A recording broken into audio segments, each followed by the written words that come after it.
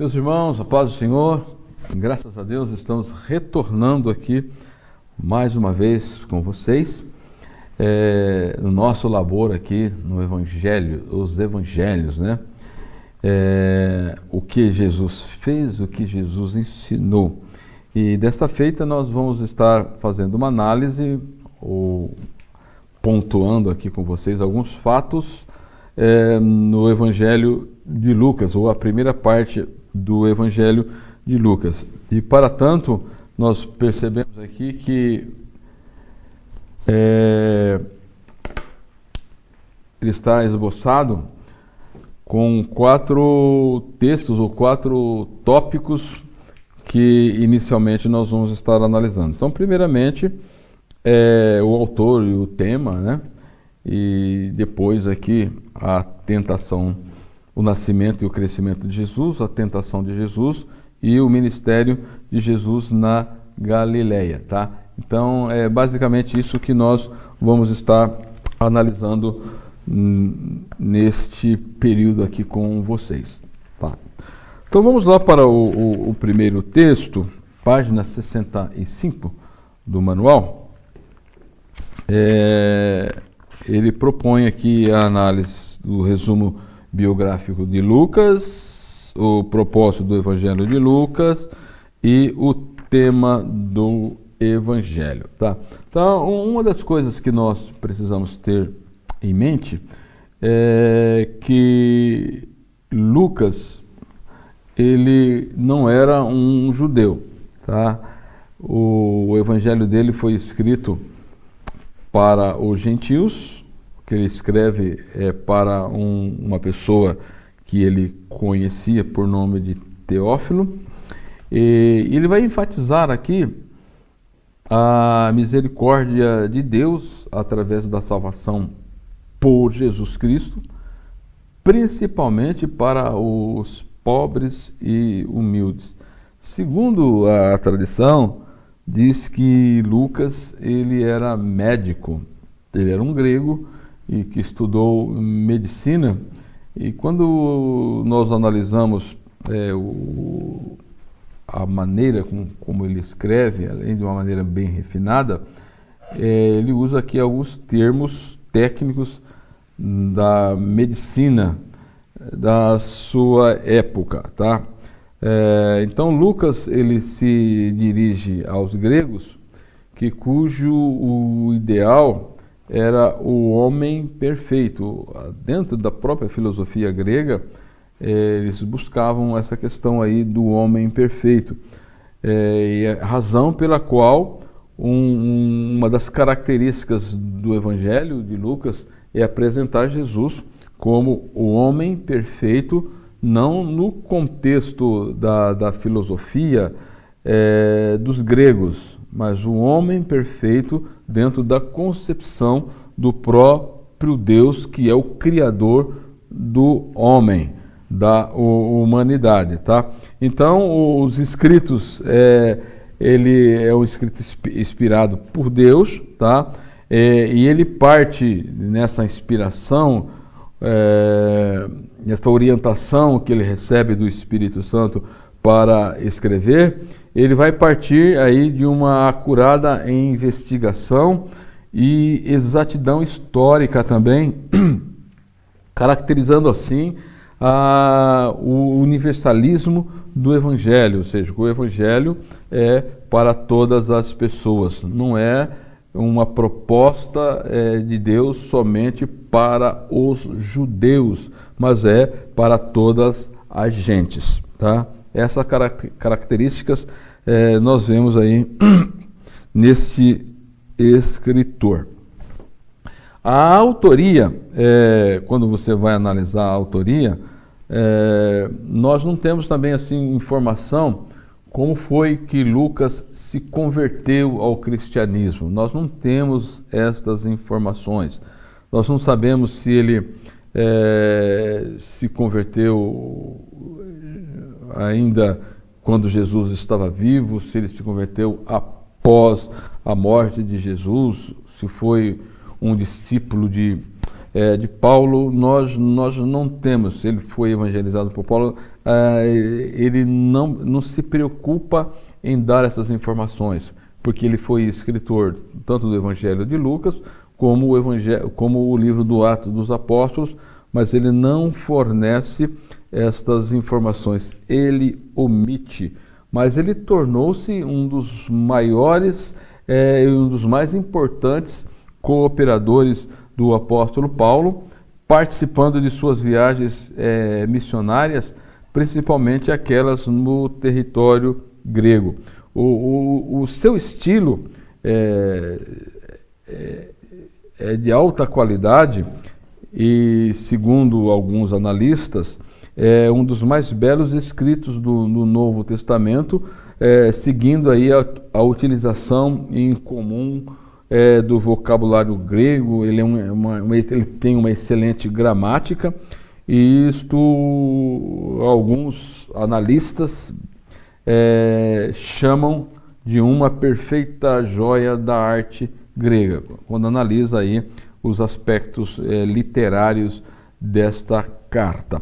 Além da sua beleza literária, que nós analisamos aqui, pontuamos, é singular também pelas notas de alegria e ações de graças que nós percebemos nos seus escritos, nesse escrito. Uma outra coisa que se destaca é a forma como ele destaca a valorização da mulher por Jesus Cristo. Tá? E os relatos únicos da parábola do filho pródigo e a parábola do bom samaritano.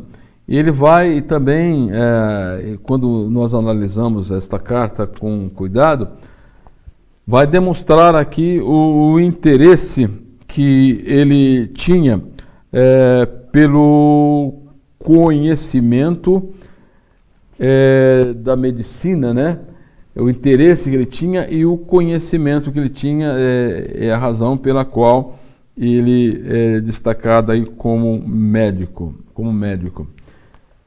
Então a expressão, por exemplo, para ter a ideia dessa questão, que ele era um homem que tinha noção ou conhecimento de medicina, por exemplo, a expressão que ele utiliza, estava enferma com muita febre, tá?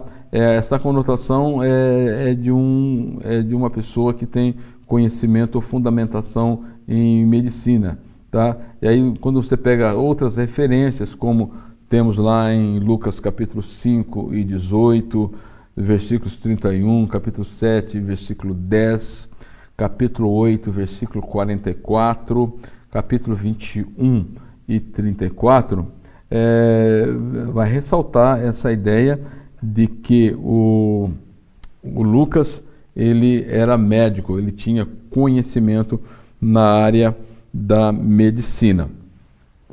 Muito bem, então agora nós vamos recorrer aqui à questão do tema do livro ou do Evangelho segundo Lucas, tá? Então, o tema do livro é Jesus Cristo, o homem, o perfeito homem divino, tá? O perfeito homem divino. Então, uma das coisas que nós precisamos destacar aqui, lá em 19 e 10 de Lucas, ele vai dizer assim: porque o Filho do Homem veio buscar e salvar o que se havia perdido. Ou seja, Jesus, ele é o Salvador universal de todos os pecadores, tá?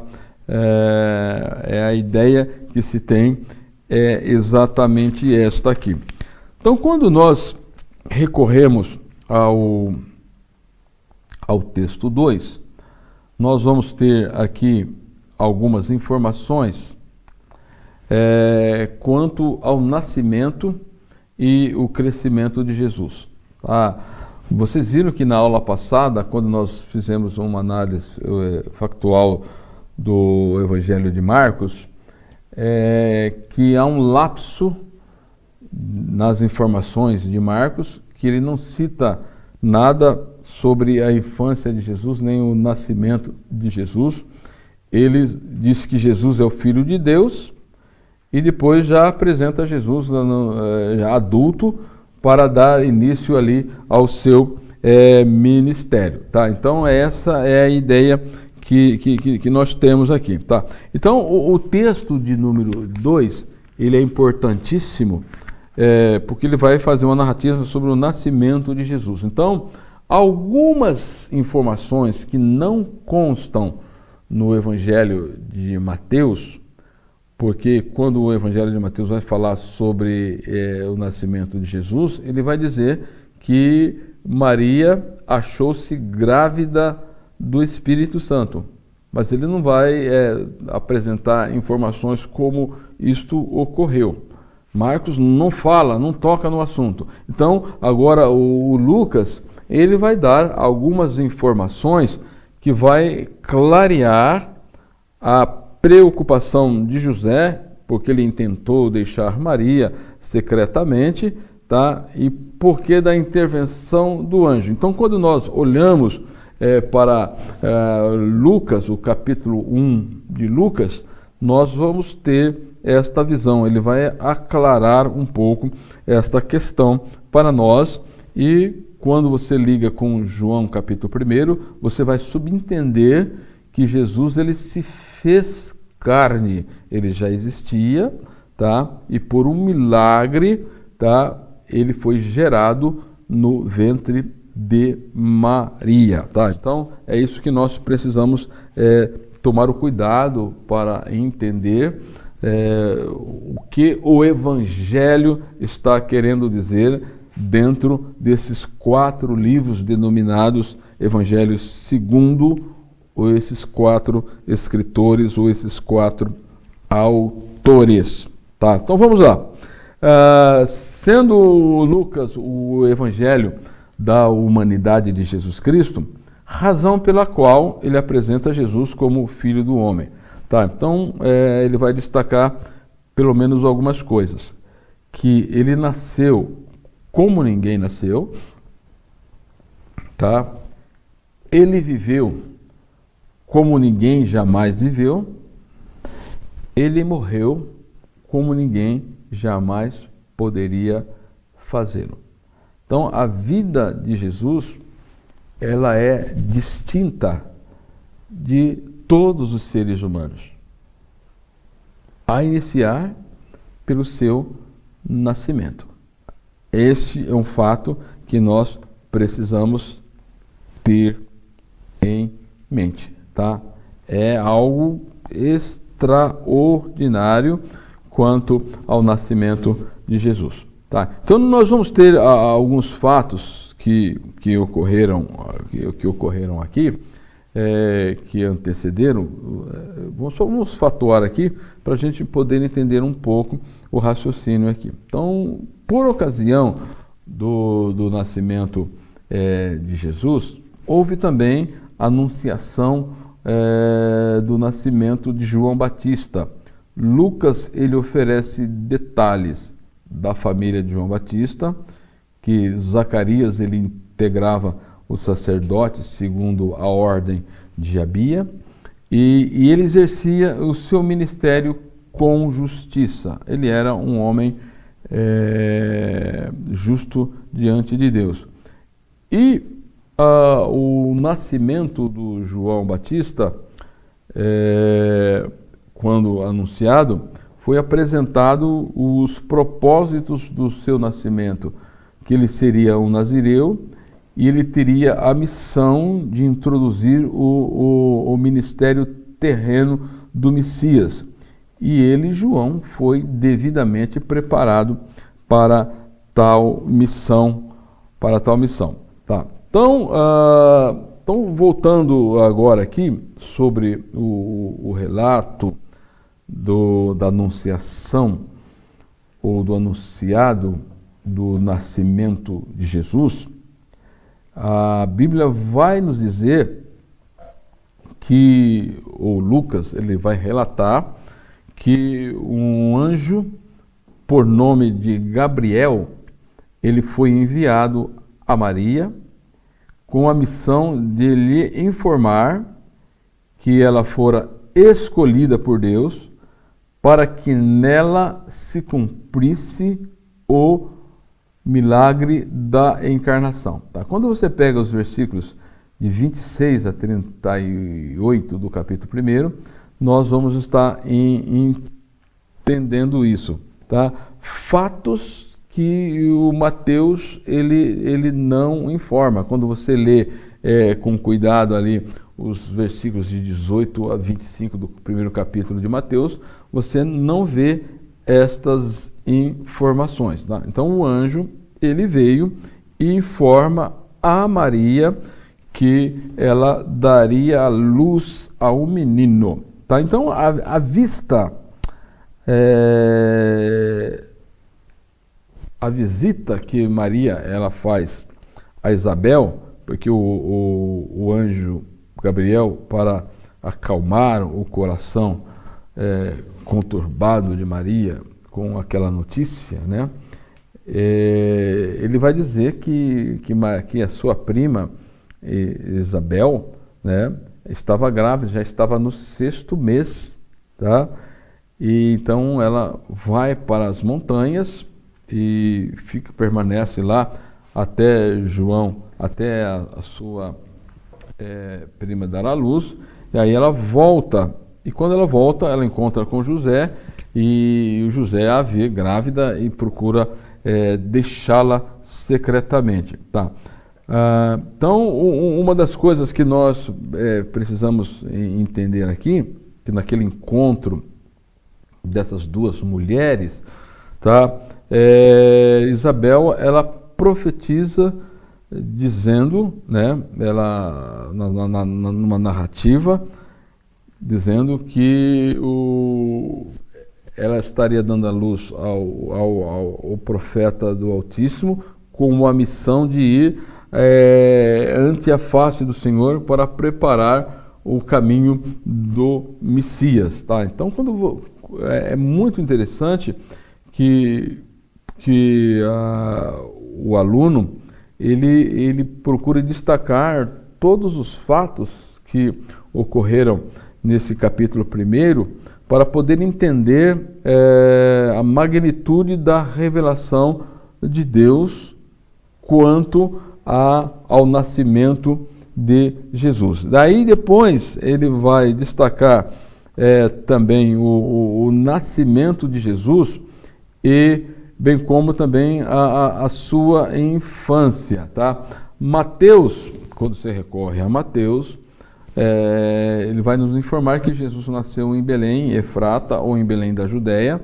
Já Lucas esclarece que José e Maria moravam em Nazaré, uma cidade da Galileia, e que por decisão de César Augusto, o imperador, cada família precisava alistar-se na sua cidade natal, razão pela qual mesmo Maria, estando com dificuldades para se locomover, já estava prestes a dar à luz, ela precisou se deslocar.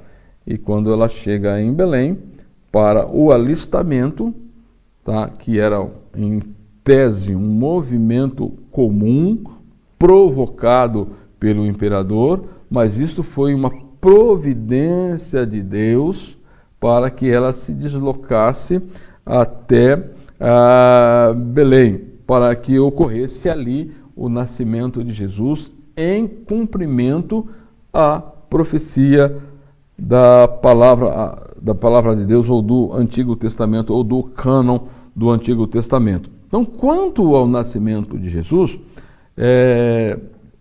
o fato é que foi anunciado aos pastores da comarca de Belém, tá? Na cidade de Davi, dizendo: nos nasceu hoje o Salvador, que é Cristo Senhor, e posteriormente foram realizados ou foram se cumpridos todos os rituais da lei, tá?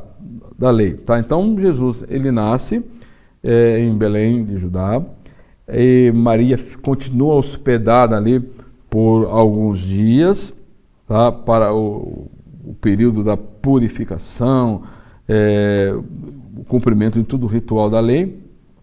Então nós temos que destacar aqui pelo menos algumas coisas. Então, quando se fala aqui do cumprimento das determinações da lei cerimonial, veja que Lucas ele omite o relato de Mateus quanto à estada de Jesus no Egito e os fatos que o levaram a isto. Mas ele passa a relatar fatos da infância de Jesus Cristo, alguns incidentes até aos 12 anos de vida. Tá? Então vejam só o que ele vai dizer aqui. Quando você pega o capítulo 2 e versículo 39, diz assim: quando acabaram de cumprir tudo segundo a lei do Senhor, voltaram a Galiléia para a cidade de Nazaré. Quando acabaram de cumprir tudo segundo a lei do Senhor, voltaram a Galiléia para a cidade de Nazaré.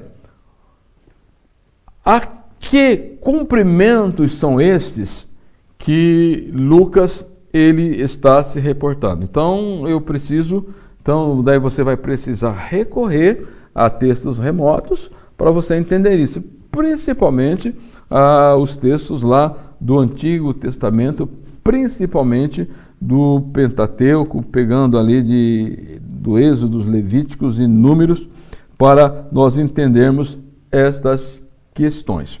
Tá. Então, tinha aqui um primeiro rito, que era o quê? A circuncisão. Circuncisão. Tá? Então, você tem a ideia aqui, quando você pega a genealogia de Mateus, livros das gerações de Jesus Cristo, filho de Davi e filho de Abraão. Necessariamente, ele estava diante da necessidade do cumprimento de vários atos da lei cerimonial. E um deles era o quê? A circuncisão. Aí então o Lucas ele diz o seguinte no capítulo 2 e versículo 21. E quando capítulo 2, versículo 21, completando 8 dias para ser circuncidado o menino, deram-lhe o nome de Jesus, como lhe chamara o anjo antes de ser concebido. Tá? Então, era no ato da circuncisão que era dado o nome da criança. E o anjo Gabriel havia orientado a Maria e o José também o nome que deveria ser dado ao menino. Então veja como era que o ritual ele envolvia, esse ato ele envolvia alguns atos. Só vou pegar a Bíblia aqui para nós lermos Lucas, capítulo de número 2, e os versículos de 22 a 24. Daí nós vamos factuar aqui, pontuar aqui algumas questões que envolvia o ato da circuncisão, tá? Era aquela operação, microcirurgia que fazia no prepúcio do menino, tá? Dava ali o nome e era acompanhado com o seguinte ritual, capítulo 2, versículos 22 a seguir. Veja assim, o versículo 22, daí ele vai dizer ainda que dentro dessa questão, que a circuncisão foi no 8º dia, e aí depois, quando se cumpria todo o rito, contando aí 40 dias após o nascimento, teria que ter o quê? A apresentação da criança no templo. Então, eu vou pegar o texto aqui para a gente ler e entender bem essa questão aqui. Vou começar pelo 21 até o 24. Assim. E quando 8 dias foram cumpridos para circuncidar o menino, foi-lhe dado o nome de Jesus, que pelo anjo fora posto antes de ser concebido. Versículo 22. E cumprindo-se os dias da purificação, segundo a lei de Moisés, o levaram a Jerusalém para apresentarem ao Senhor. Então, a circuncisão foi feita em Belém, e a apresentação dele foi em Jerusalém. A circuncisão foi 8 dias após o nascimento, onde ele recebe o nome de Jesus, tá? E cumprindo esse período, então ele é levado ao templo para ser apresentado. Então vejam só, versículo 23, segundo o que está escrito na lei do Senhor, todo macho primogênito será consagrado ao Senhor. Ou seja, segundo a lei, todo o primogênito, o primeiro homem que nascesse, ele era consagrado ao Senhor. Você lembra, esta lei, ela se deu, fazia essa consagração, mas dentro do contexto da lei de Moisés, era substituído pelos levitas, né? Porque os levitas, eles tinham o trabalho total de servir ao Senhor, mas o ritual de consagração, ele deveria ser feito, deveria ser cumprido, tá? Consagrado ao Senhor, e para darem que a oferta, segundo a lei do Senhor, um par de rolas e 2 pombinhos. Então ele fazia todo aquele ritual de consagração, de apresentação ao Senhor, e depois voltava para as suas atividades normais, porque ficava à disposição do sacerdócio somente os levitas, porque Deus então tomou os levitas em lugar dos primogênitos. Esse é um fato que nós precisamos analisar e conhecer de acordo com a Bíblia, ela nos ensina. Então você tem esses 2 atos importantes foram cumpridos na vida de Jesus. Então, 40 dias após o nascimento, aos 40 dias de idade do Senhor Jesus, José Maria leva ele para o templo para ser apresentado, com a finalidade da observância desses rituais ou da lei. Os pais apresentavam os filhos primogênitos, reconhecendo que os mesmos eram o quê? Propriedades do Senhor, como nós já dissemos anteriormente. Aí nós vamos ter aqui algumas informações sobre a infância de Jesus. O que a Bíblia nos diz sobre a infância de Jesus? Capítulo 2, versículo 40. E o menino crescia, se fortalecia em espírito, cheio de sabedoria e de graça de Deus, e a graça de Deus estava sobre ele. Tá? Então, a informação que se tem aqui sobre a infância de Jesus e, consequentemente, toda a vida de Jesus, é que ele tinha características de um menino normal, que ele crescia fisicamente, desenvolvia no seu psíquico e também o desenvolvimento espiritual, porque quando chegou à idade correta, ele vai frequentar as sinagogas como qualquer outra criança. Então, dentro dessa pontuação que Lucas faz isso, ele vai demonstrar que Jesus, como homem, ele teve uma vida normal. E o menino crescia e se fortalecia em espírito, cheio de sabedoria, e a graça de Deus estava sobre ele. Assim como também o seu primo, 6 meses mais velho que ele, estava desenvolvendo também lá no deserto com a sua mãe Isabel, entendeu? As duas crianças estavam crescendo. Então, a ideia que se tem aqui na questão da vida natural, ele pensava como menino, agia como menino, sem jamais pecar. Aprendeu a falar, foi instruído na escola judaica, no aspecto físico, no aspecto intelectual e no aspecto espiritual. Então, o seu crescimento foi normal, foi equilibrado, completo diante de Deus e dos homens. E aí nós vamos ter aquele acontecimento que Lucas que vai pontuar de Jesus com 12 anos para demonstrar como o José e Maria instruiu este menino com todo o rigor de uma família que quer o bem dos seus filhos.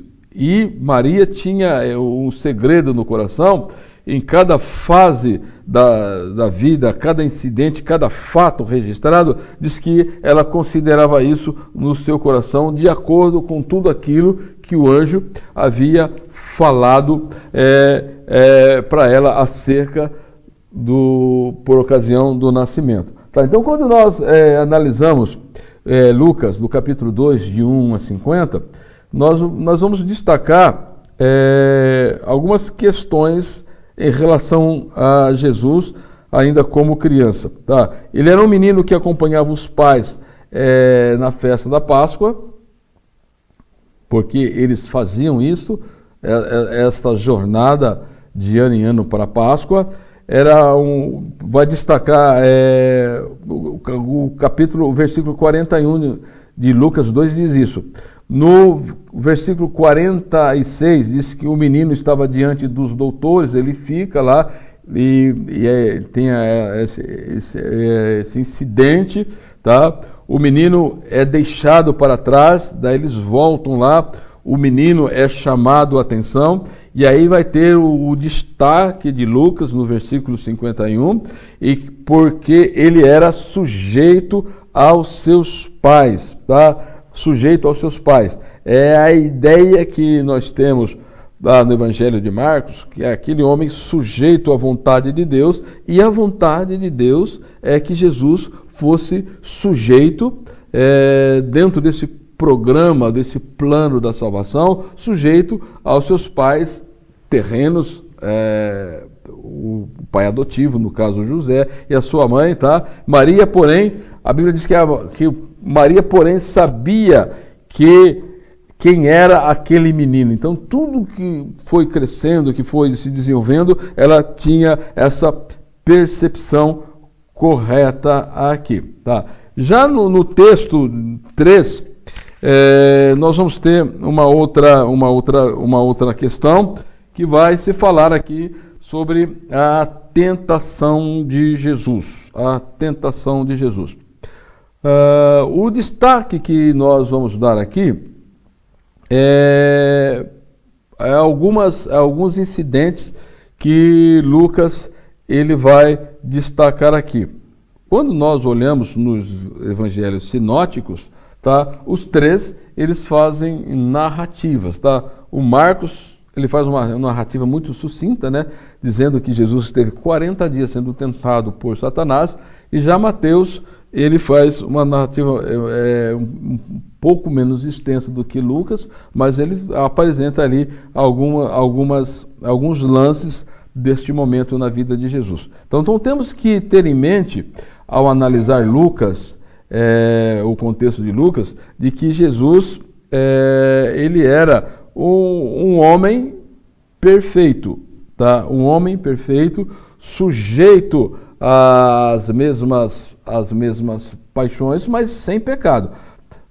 Temos que recorrer pelo menos a 2 textos de Hebreus, para nós entendermos isto, tá? Entendermos isto. Hebreus 4:15 diz assim: porque não temos um sumo sacerdote que não possa compadecer das nossas fraquezas, porém um que, como nós, contudo, em tudo foi tentado, mas sem pecado, tá? Então, tem que levar em conta aqui a impecabilidade de Cristo, tá? Então, mas irmãos, como pode subentender isto? Você tem que entender isso pela forma que Jesus entrou no mundo.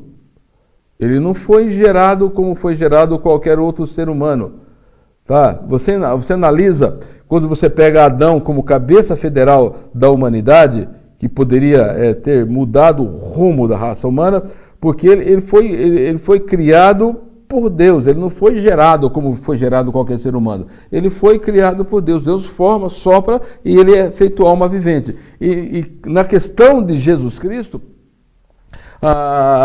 seu nascimento foi diferente. Por quê? Ele foi gerado no útero de Maria sem a intervenção de outro homem. Ele não foi fecundado como foi outro homem. Foi um milagre do Espírito Santo. Aí então você tem o quê? A diferença. Então é por isso que a Bíblia vai dizer que Jesus ele é a semelhança humana. Semelhança humana. Assim como Adão e nós, seres humanos, somos criados à semelhança de Deus, mas nós não somos deuses e nós não temos todos os atributos e as prerrogativas de Deus pelo fato de sermos criados à semelhança de Deus. Tá? Então, quando Cristo ele foi gerado no ventre de Maria, tá?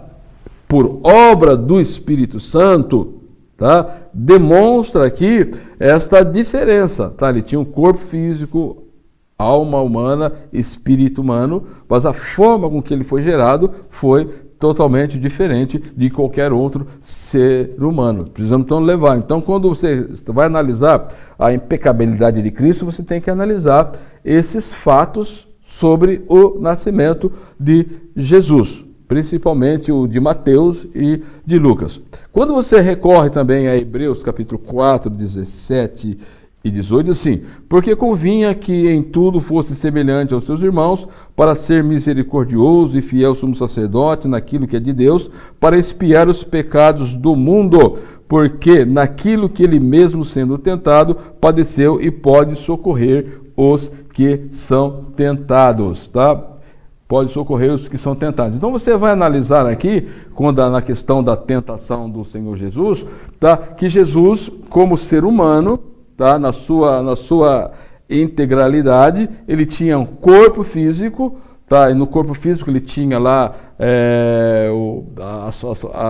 os sentidos, né? Os 5 sentidos, que eram as janelas para a alma, as faculdades da alma, que é o intelecto, o sentimento, a vontade, e o espírito humano, que está muito voltado para a questão da adoração e da interação com Deus, com o divino. Então você tem aqui Jesus como um ser humano, que ao ser levado para ser tentado, ele passa por esta provação tremenda. Lucas vai dizer no capítulo 4 que ele, Jesus, cheio do Espírito Santo, voltou do Jordão e foi guiado pelo Espírito Santo no deserto. Durante 40 dias, sendo tentado pelo diabo, nada comeu naqueles dias, a fim dos quais ele teve fome. Então, considerando aqui que a tentação de Jesus foi algo real, são típicas em essência do ser humano. Qualquer ser humano sofre esse tipo de tentação nas 3 áreas em que Jesus ele foi tentado ali, mas Cristo sem pecado. Então a tentação ela não originou da mente de Jesus, tá? O ser humano hoje caído em pecado, muitas coisas hoje surgem do seu coração, do seu interior. Ou seja, Jesus ele era um homem perfeito, tá? Ele não tinha a intenção para pecar. Assim como nós, caídos, você pega o dilema do apóstolo Paulo, lá no capítulo 7 de Romanos: miserável homem que sou, o bem que quero não faço, o mal que eu não quero está sempre diante de mim. E aquela luta, e ele diz: quem me desfará do corpo desta morte? Dessa natureza caída, dessa natureza degenerada, tá? Então, para Jesus ser o cabeça federal de uma nova ordem de seres humanos, ele não podia ter uma natureza caída, uma natureza corrompida pelo pecado, tá? Então, é a razão de Jesus ele não ter pecado, porque se ele tivesse pecado, tá? Ele toma o nosso pecado sobre si e, como um Cordeiro de Deus justo, perfeito, ele morre por nós na cruz do Calvário. Então nós precisamos ter em mente isso, tá? É uma análise um pouco teológica aqui, mas vamos voltar aqui na factuação, que é o nosso objetivo. Então, a tentação, ela é um ato pelo qual o diabo procura induzir o homem a pecar contra Deus. Vejam só a astúcia nos 3 atos. Tentou produzir desconfiança na mente de Jesus Cristo. Jesus não tinha uma mente corrompida. Tentou incutir pecado da presunção de uma confiança temerária ou falsa, e tentou levar Jesus à desobediência, a prática de ato livre contra a vontade de Deus. Então, nesse manual de estudo, nós percebemos, ele é pontuado sobre a tentação sobre o seguinte aspecto. A primeira tentação foi na esfera do físico e do material, tá? Onde você tem aí os aspectos da entrada da alma, o corpo, os sentidos, tá? A segunda teve o propósito de despertar a concupiscência em Jesus, tá? Corromper o espírito, tá? E a outra, o propósito de despertar sensacionalismo em Jesus, em achar o tasse, né? Achar que é o melhor e assim por diante. E Jesus, ele se conteve, tá? E venceu todas essas tentações para a glória de Deus, tá? E aí depois nós temos aí o texto de número 4, que é basicamente o último texto desta lição, que fala sobre o ministério de Jesus na Galileia. Tá? Lucas, então, ele introduz o ministério de Jesus na seguinte forma: então, pela virtude do Espírito Santo, voltou para a Galileia e ensinava nas sinagogas, e por todos era louvado. Sendo num dia de sábado, ao ler parte de uma das profecias de Isaías, ele proclamou que ele era ungido. O nome dele é Jesus. O Cristo é ungido. Então, Jesus, o Cristo. Tá? Então, quando você pega João, diz assim, que foi escrito para demonstrar que Jesus é o Cristo, que Jesus é o ungido. O homem perfeito é o Messias, é o Deus encarnado. Então, esta é a ideia, tá? Então, você percebe que a finalidade de Jesus, do seu ministério, é pregar o evangelho aos pobres, aos aflitos e oprimidos, abrir os olhos dos cegos e proclamar o tempo de liberdade ou a verdadeira liberdade. Então, 3 pontos salientes no ensino de Jesus pode ser destacado, que é a leitura do livro de Deus, a exposição da parte lida e a aplicação dos objetivos propostos. Jesus, então, ele faz uma hermenêutica aí do assunto, uma interpretação correta, tá? Então, o ministério relatado por Lucas, ele vai ter aí 2 aspectos, ou que foi desenvolvido na Galileia e na Pérea, tá? E o ministério exercido na Galileia tem alguns destaques. Então, Jesus, ele é rejeitado em Nazaré, a ponto de quererem matá-lo. Temos ali a pesca milagrosa, que indica a grandeza do ministério de Jesus. O poder de Jesus sobre a morte na ressurreição do filho da viúva de Naim, e Jesus na casa de Simão, e a visita da mulher pecadora, também, que tem alguns destaques ali, um diálogo muito interessante, e vai destacar também as mulheres que cooperavam no ministério de Jesus. Ele vai destacar que existiam algumas que seguiam e outras à distância sustentavam ali o ministério de Jesus. O que você queria ser quando crescesse? Músico? Programador? Cozinheiro? Cientista? Um teólogo? Na verdade, você é teólogo e não sabe. Neste livro de autoria do pastor Gunnar Berg, você vai perder o medo da teologia, vai perder o medo de estudar a Bíblia sozinho e vai descobrir como é fácil conhecer verdadeiramente a Deus a partir de sua palavra. É hora de descobrir como se forma uma doutrina bíblica e aprender quais as necessidades devocionais de um teólogo. Afinal, você é teólogo, só não sabe ainda.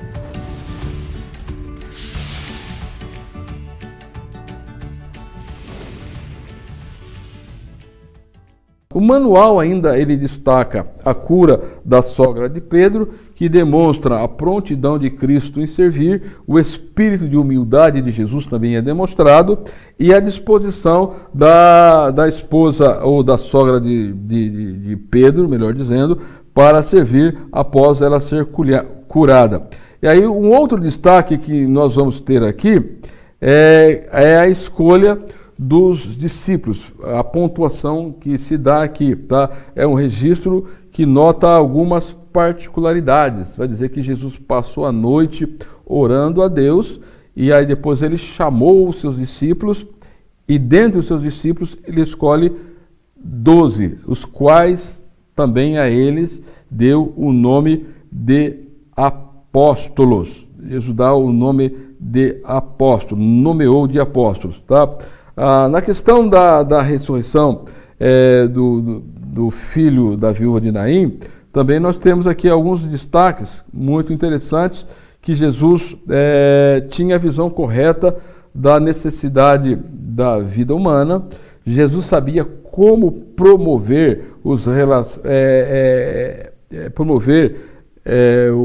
relacionamentos humanos, né? Ele sabia como fazer as abordagens corretas, então chegando, tá?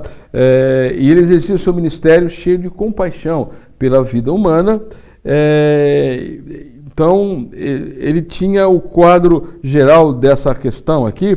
Ele ressuscitou um moço que era filho único de uma mulher que era viúva, e ele abordou dizendo que ela não chorasse, e quando ele disse que não chorasse é porque ele tinha solução para o problema.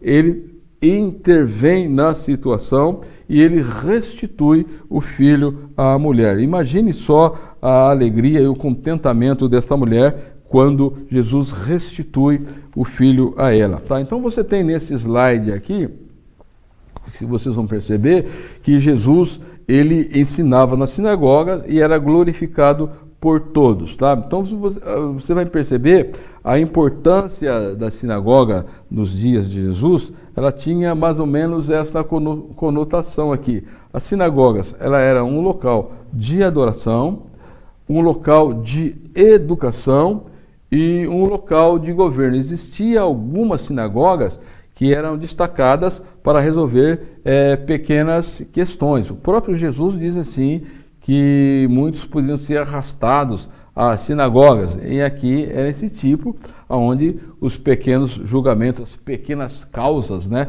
elas eram resolvidas, as demais era pertinente ao sinédrio, Então, que Deus nos abençoe, que Deus nos ajude. Na próxima aula, nós estaremos retomando aqui o Evangelho de Lucas para finalizarmos. Que Deus nos abençoe. Amém.